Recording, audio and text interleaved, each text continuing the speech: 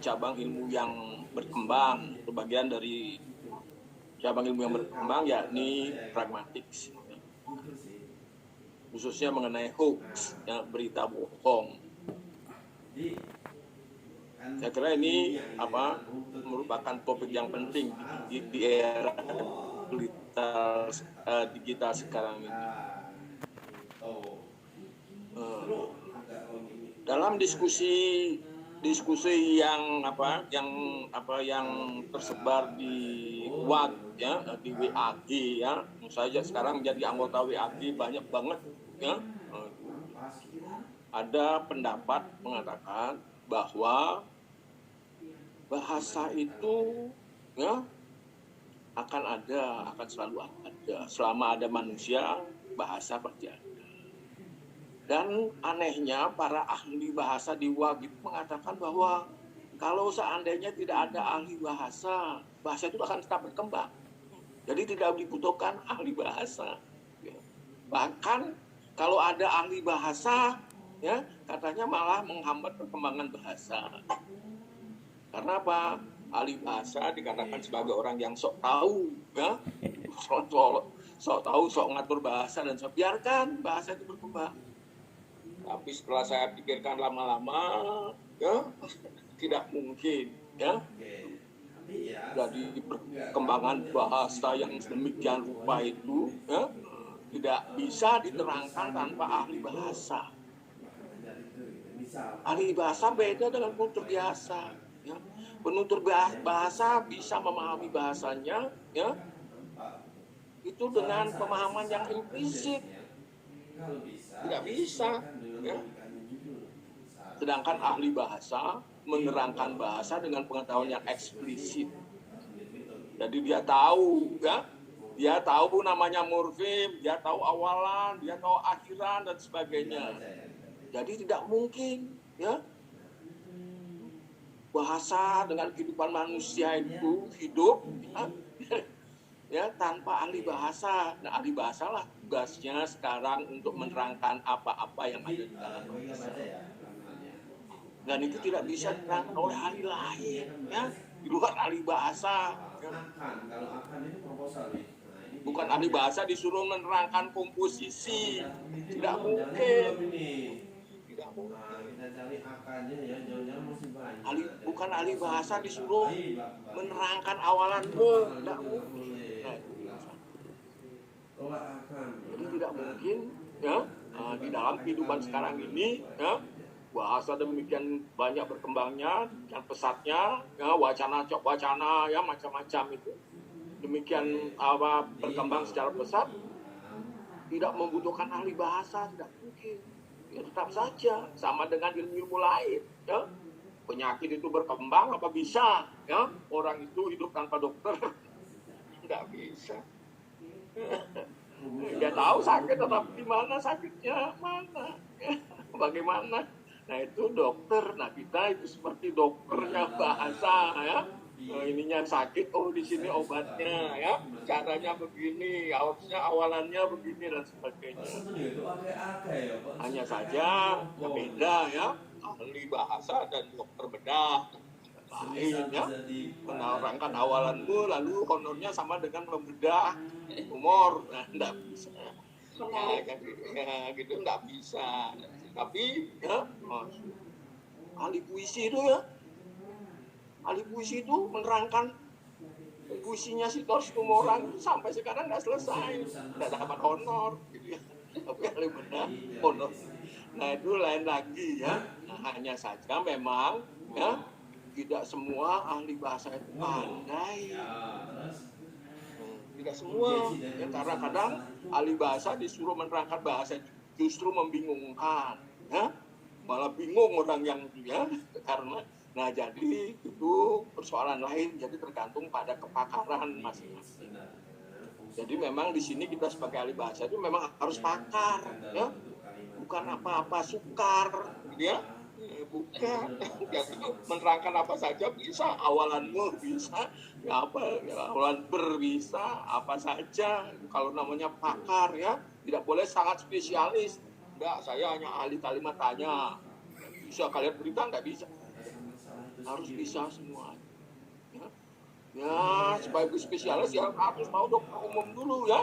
Hal yang umum, fonem tahu ya. Ahli sosiolingvistik tidak tahu fonem nggak bisa. Nah, apa yang saya bicarakan sekarang ini itu berkaitan dengan hoax, ya, hoax, yaitu berita bohong. Ya. Nah, berita bohong ini adalah ya karya dari pragmatik. Cabang ilmu bahasa yang menggunakan yang mempelajari penggunaan bahasa. Nah, pragmatik ini sangat mengikat konteks, ya. Tidak hanya konteks yang bersifat lingual yang seperti dipaparkan oleh Pak Daryanto tadi, ya, tetapi juga konteks yang sudah disinggung juga oleh Pak Daryanto tadi, ya. Konteks yang ekstralingual, siapa yang berbicara kepada siapa. Nah, sehingga kita tahu ini bohong atau enggak. Ini berita ini bohong atau enggak. Apa? Itu harus ya dilihat ya secara komprehensif, dan biasanya konteksnya itu ekstralingual.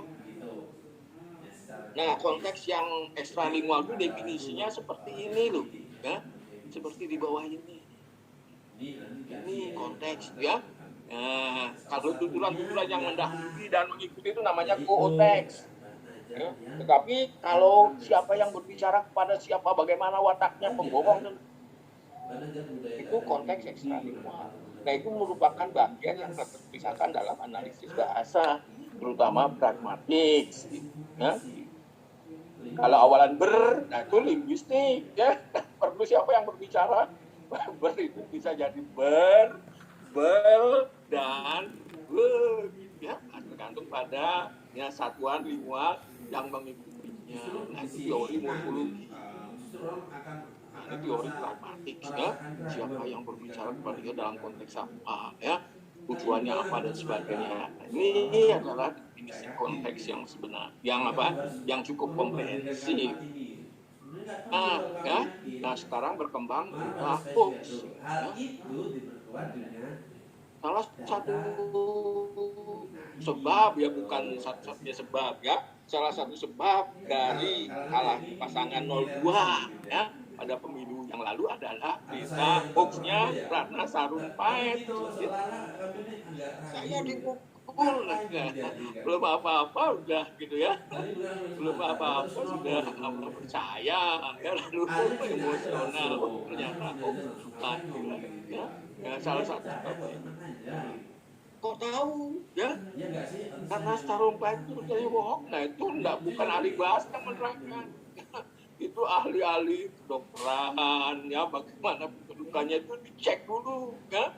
Karena bentar lalu siapa Ratna Sarumpait? Itu orang yang sangat pedas, sedikit satu kali aja kok diam, berarti bohong. Nah, itu kalau itu dicek, dan sebagainya, ya, sehingga tahu bahwa itu adalah berita bohong. Nah, konteksnya itu adalah konteks ekstralingual. Nah, biasanya ahli-ahli bahasa, ya, yang dimintai keterangan mengenai masalah-masalah forensik ini tidak bisa, ya, bukan wewenangnya untuk menerangkan, ya, aspek-aspek luar bahasa. Nah, linguistik forensik yang berkaitan dengan hoax ini mungkin merupakan ilmu yang merupakan cabang ilmu yang sangat menarik dan mempunyai masa depan yang cerah, ya. Karena sekarang ini kasus-kasus, ya, forensik itu polisi itu dan sebagainya tidak berani menangani, ya, kasus-kasus ini, ya, tanpa bantuan ahli bahasa. Nah, saya sendiri sering itu diminta berkali-kali menjadi saksi ahli, gitu ya. Bayarannya macam-macam, mahal, ya. Nah, ini saya kira, ya, kita sebagai ahli bahasa kalau betul-betul ahli loh, ya, itu sangat cerah masa depannya, ya. Dan ini perlu dipelajari, ya. Jangan minder kita belajar bahasa, ya, belajar linguistik, gitu, ya. Nah, jangan minder, kita ini mempunyai peranan yang penting, ya. Orang yang sangat penting, ya, di dalam kehidupan ini, ahli bahasa, ya. Di samping ilmunya sangat indah, ya, lalu peranannya sangat penting. Nih, kasus Ratna Sarumpait, ya. Tuh, ya, yang pertama ini, ya. Lalu kasus yang kedua itu menerima ya adalah hoax dari seorang anggota apa ya, anggota partai tertentu tentang baliho ada gambarnya Megawati, seolah-olah Megawati berkata PDI tidak butuh suara umat Islam ya terkait. Nah ini hoax atau bukan? Itu didatangkan ahli bahasa. Nah, ya kelihatannya kalau seperti ini kok hoax. Rasanya apa? Tidak mungkin ketua partai ya di negara yang umatnya Islamnya besar berani mengatakan seperti ini, itu pasti akan kalah. Nah ini digugat oleh itu, ini hoax nih ya, digugat oleh anggota PTI ini ya, nah, sehingga yang bersangkutan yang membuat hoax ini ditahan, kalah dalam perkara. Nah itu mendatangkan ahli bahasa. Nah ahli bahasa ya menerangkannya ya dengan asumsi pragmatik ya, pengetahuan luar bahasa ya. Jadi sebagai ahli bahasa ya di samping tahu linguistik tentu juga harus sedikit banyak tahu hal-hal di luar bahasa. Jadi itu sangat penting. Nah ini ya kalau itu ya.